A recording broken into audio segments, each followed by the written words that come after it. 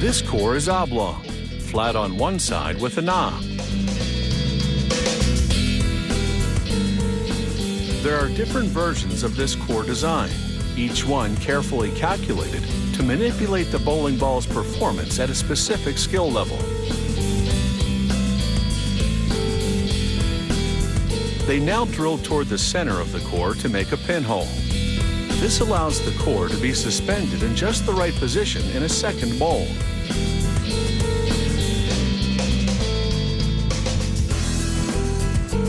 This asymmetrical core is about to be encased in a more uniform sphere. They tamp the core into the bottom part of the mold and then lock down the top half. After all, they don't want any leaks as they pump it full of plastic. It's a liquid polymer blend. A special chemical in it causes the mix to solidify slowly. It can take days for it to harden around the core, depending on the formulation and type of bowling ball being made.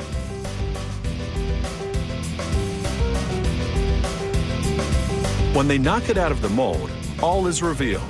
That asymmetrical core is now sealed in a very symmetrical polymer shell.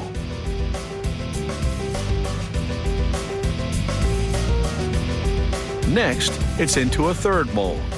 This one will seal the bowling ball in an outer skin called the veneer. This veneer has been scientifically formulated to enhance the ball's traction as it hooks towards the bowling pins. It's made of colorant, plasticizer, a chemical called ISO, and urethane. Blending these ingredients produces high-performance polyurethane. As the mix flows into the molds, a chemical reaction causes it to heat up and solidify in just seconds. Then it's into an oven to boost the chemical reaction.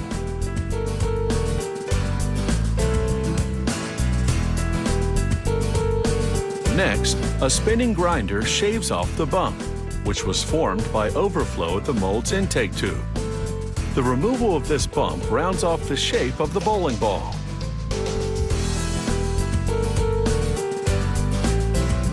With its 3 layers, this bowling ball looks a bit like a big bonbon when it's sliced in two. And while it may look sweet, it needs a bit more work before it's ready to take on the competition. A lift system delivers the bowling ball to a sanding operation, which roughs up the surface. The coarseness of the sanding varies, depending on the performance goals of the particular ball. This machine heat stamps trademark information onto the ball.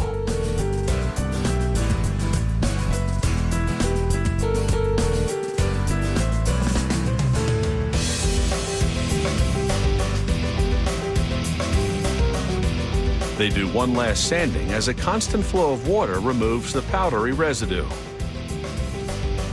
The more polished the surface, the less pronounced the ball's hooking action will be. Even this last sanding is geared to a certain performance standard. Once they buff the surface, all that's left is to custom drill the finger holes. With this bowling ball in hand, success should be within striking distance.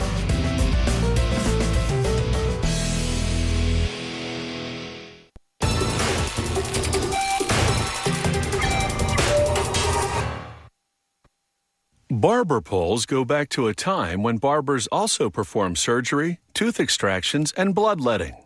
Some believe that the idea for the red and white strips came about because of bloody and clean bandages that twisted together in the wind as the customer held onto a pole during a procedure.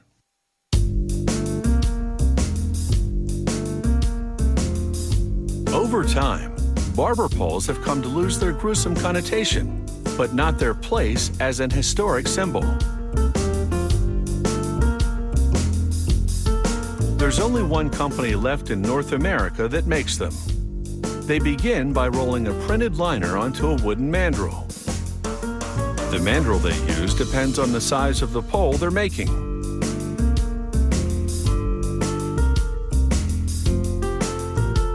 Using a knife, they score the liner at both ends. The liner is made of paper and vinyl, treated with UV protection to prevent it from fading.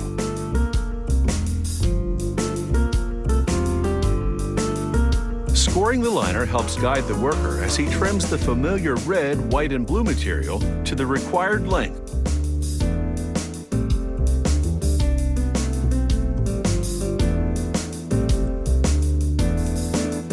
Next, he rivets the company logo to a support frame. Then, with bolts, he attaches a top and bottom support casting.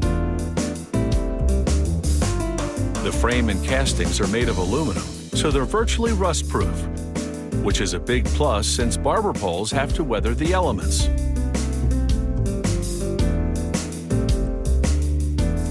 After ensuring the assembly is level, they install the glass cylinder, which can be made out of extruded or hand-blown glass.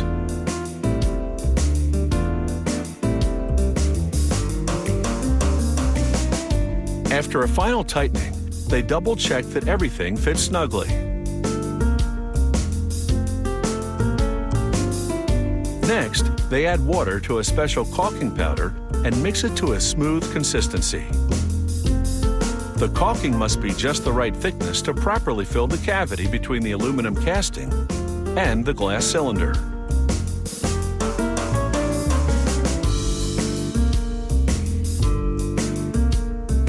Five minutes later, when the caulking is dry, they carefully trim off the excess on both ends of the cylinder, leaving behind a smooth, watertight seal that helps secure the glass cylinder in place.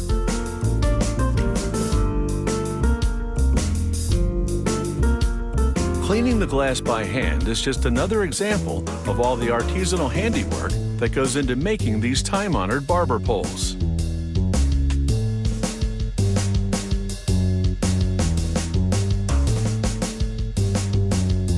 Next, they mount the assembly on a hook and paint the caulking with a colored sealer that matches the casting and makes the caulking waterproof.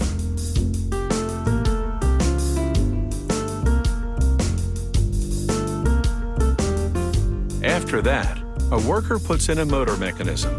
The motor will rotate the printed liner inside the glass cylinder.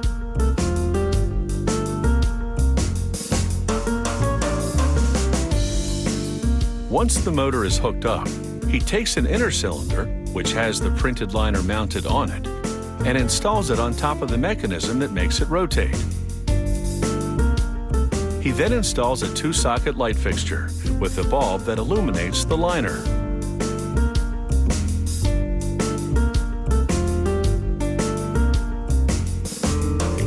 To keep the printed liner straight as it turns, he then attaches what's called a top cylinder bushing.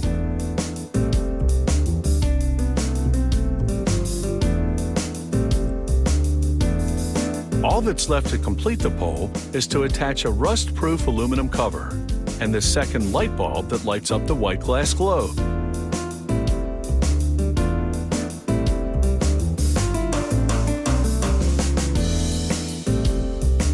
Finally, he hooks up the pole to electricity and makes sure the motor, both lights, and the inner liner are working properly, creating the illusion of movement.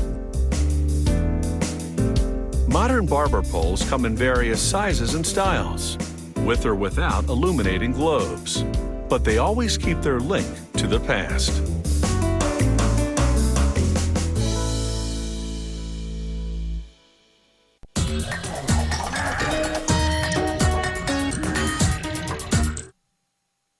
When production hits a snarl at the felt factory, things are going well. That's because felt is made by entangling fibers into a matted material. Felt has actually been around for thousands of years and may be the first fabric ever produced. These days, mechanization puts a new twist on felt. Boot liners are an example of the way felt layers our lives. They begin with bales of polyester fibers. Sometimes they add wool or synthetic fiber. This machine is about to sink its teeth into those fibers. It's a rotating bed with hundreds of fierce-looking spikes protruding from it.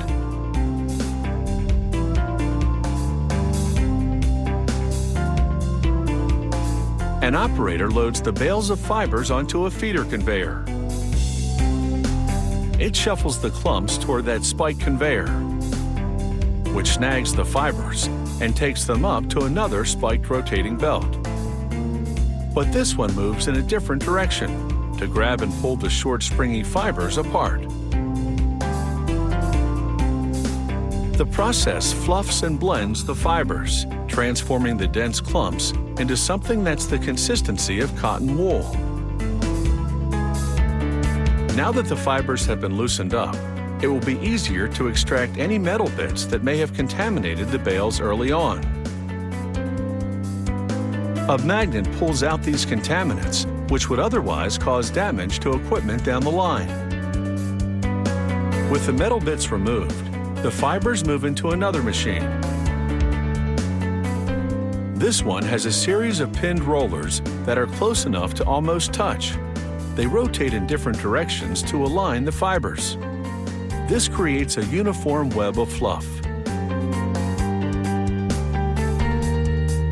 Then it's over to the cross lapper, a system of conveyors that move back and forth to neatly fold it up. They then travel between rollers, which squeeze several layers down to a thickness of a little more than a centimeter. 10,000 long needles repeatedly stab the compressed web to entangle the fibers. Each needle is equipped with 9 barbs to snare the polyester fibers. This process is how they become enmeshed.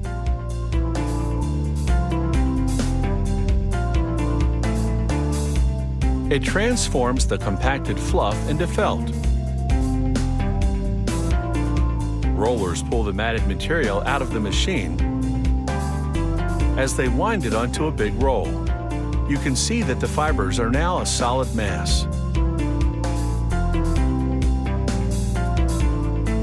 Next, they layer 2 piles of felt onto a metallized nylon film.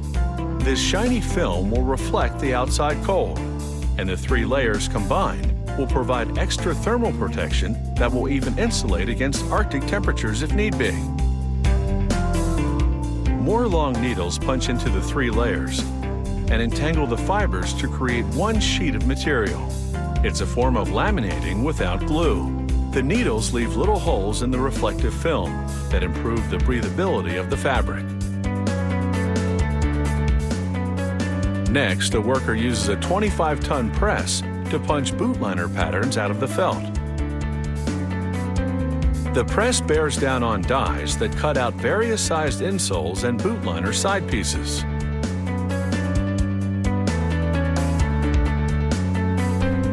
This felt is now ready to add a little warmth to someone's life. All they have to do is sew the parts together.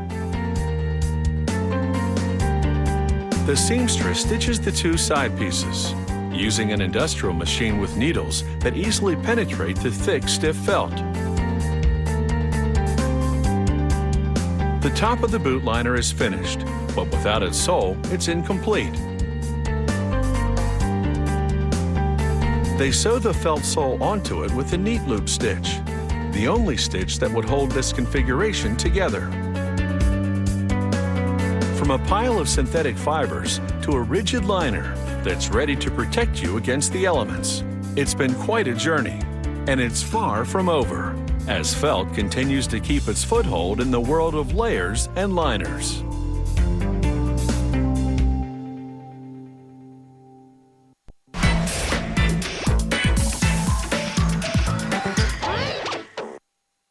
If you see one of these, it's likely connected to the long arm of the law. Police have been using radar guns to nab speeders ever since the 1950s. They bounce radar off your vehicle and analyze the returning signal to get a reading. And that's when sirens wail and the officer says, "Do you know how fast you were going?"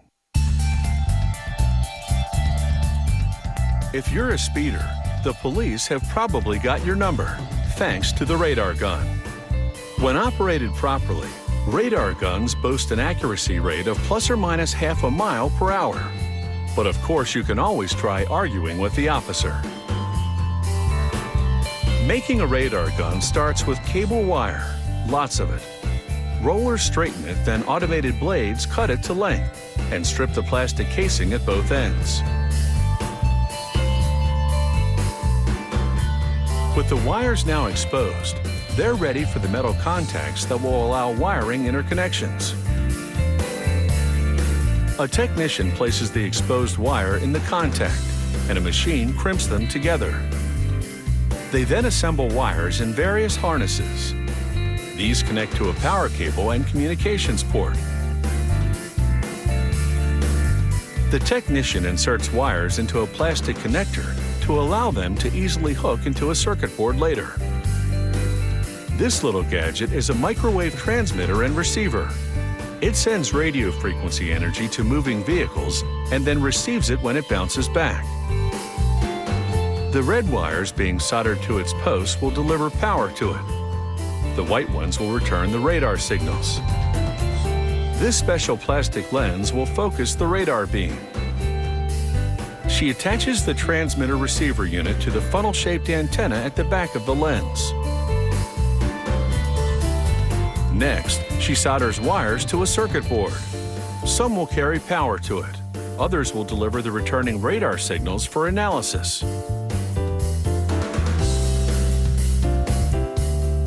This second, smaller circuit board will process power from the police vehicle to operate the radar gun. And an insulated metal plate shields the unit from interference from things like the police radio. The technician secures it with cable ties, and this radar module is now complete. She moves on to the display and control panel and snaps the keypad onto a little circuit board just below a light diffusing display window.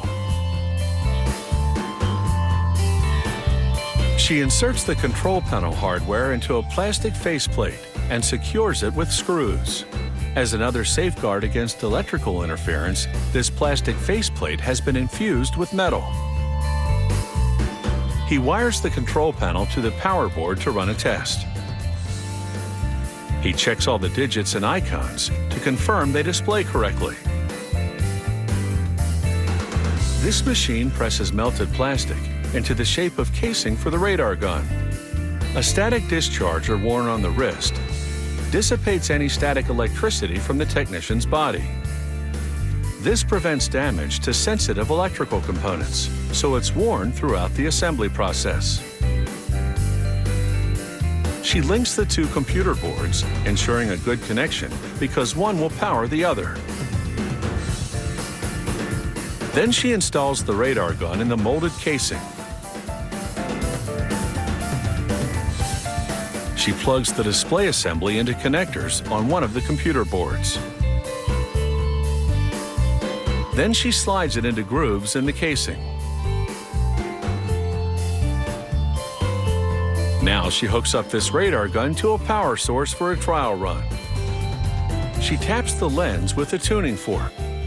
The gun responds to it as it would to a moving vehicle. If it functions properly, she installs the trigger switch. She closes the radar gun, securing the two-part casing with screws. A serial number and other identifying information goes on the side. In a final test, she connects the radar gun to a computer and aims the lens into a chamber. The chamber sends signals to simulate the effect of a moving vehicle, and the computer analyzes the gun's performance. You only have to look at a 35-year-old radar gun to see that this technology has come a long way, so it's ready if you try to pull a fast one.